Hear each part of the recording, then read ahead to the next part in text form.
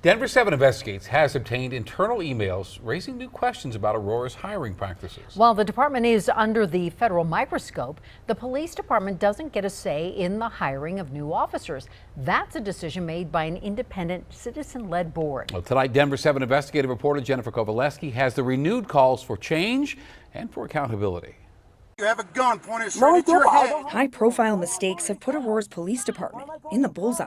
Stop fighting! And this excessive use of force, captured on officer body cam video, Get on his face! raised serious questions about the city's hiring practices. You move, I will shoot you! The officer wearing the body camera, repeatedly pistol whipping and choking a suspect, never should have been hired. Grab my gun again, I will shoot you! The same day this video went public, and then Police Chief Vanessa Wilson called Officer John Haubert's actions criminal. We learned the city's Civil Service Commission hired Haubert knowing he had a criminal record. I made aware of that charge yesterday morning. I have no control over any basic applicant. That is a Civil Service Commission question. Fast forward almost 2 years later, and internal emails obtained by Denver 7 Investigates are raising new concerns about the commission's hiring decisions. An independent board with the final say on new police recruits. There's proof now, there's evidence, there's emails, there's no hiding behind this. Councilwoman Danielle Jurinsky's talking about those internal emails. They show the commission lowered the standard for part of the psychological evaluation for new police recruits, what's known as the Job Suitability Assessment, or JSA.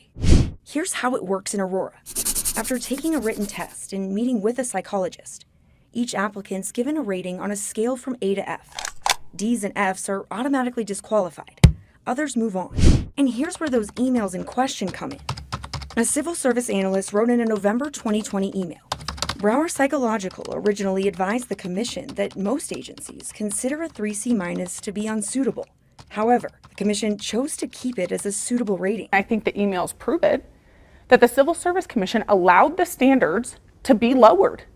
Jurinsky chairs the Public Safety Committee. She's now demanding changes to how new officers are hired in the city. Do you think that the current Civil Service Commission process is broken? It's shattered. It's absolutely shattered. I think the process is working, but I also think there's room for improvement. Desmond McNeil is the chair of Aurora's Civil Service Commission. We're a group of citizens trying to do the best we can with the information we get. McNeil wasn't on the commission when it decided to allow a 3C- rating, but thinks he knows why the standards were changed. I don't feel like we've lowered the standards. I think we've changed the standards to get a wider view of our candidates. The rating in question is just one part of a lengthy process. New police recruits go through another psychological evaluation, background check, and several other steps before getting the commission's final stamp of approval. Sometimes people have a bad day, and we don't want to rule out good candidates for that bad day. Has the Civil Service Commission made mistakes with new hires? I won't say we haven't made mistakes. No agency is perfect. What I will say is that we're constantly vetting, changing and adjusting our process. I think that the psychological evaluation is one of the most important processes. Heather McElroy is a public safety psychologist. Her company, Psychological Dimensions, currently handles the evaluations in Aurora for both new hires and officers brought in from other police agencies. In your opinion, should someone who scores a C- or marginally suitable move forward in the process? Typically what that means for us is that we've seen some potential red flags in the testing. McElroy says for her, it means they need more information, but it's not an automatic disqualifier. And here's the other interesting part.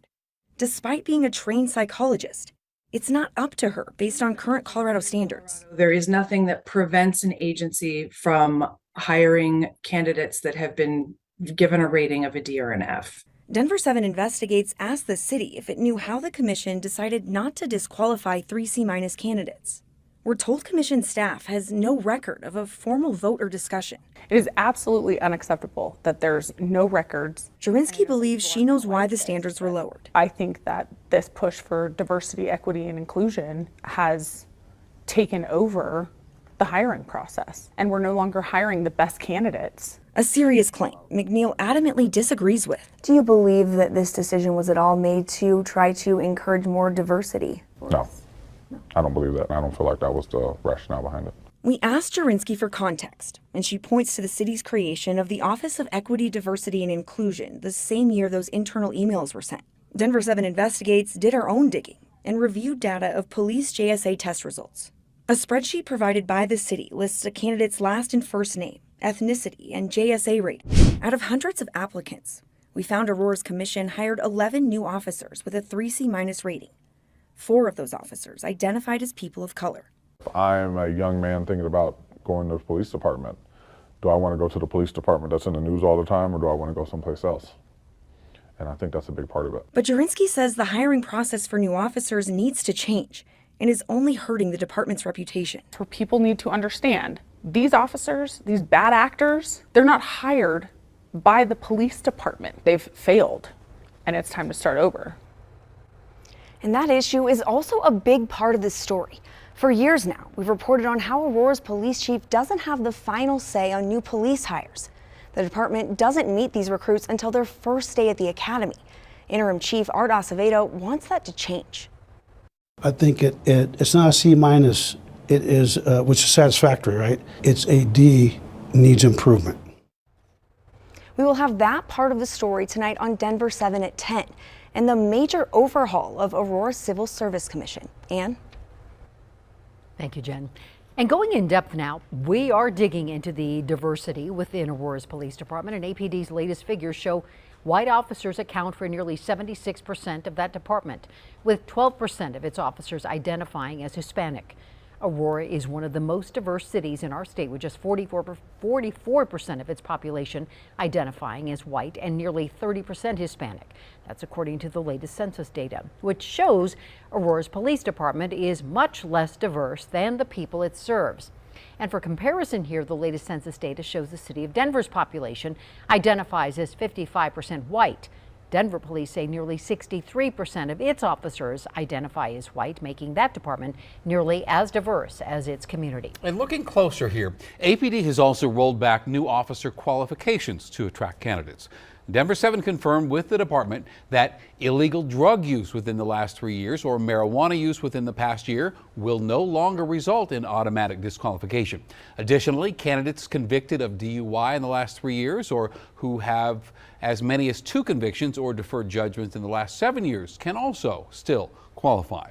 APD also accepts some candidates if they have multiple misdemeanor convictions in the last 5 years, as long as they can still qualify to legally carry a firearm. Now, a felony conviction remains grounds for disqualification.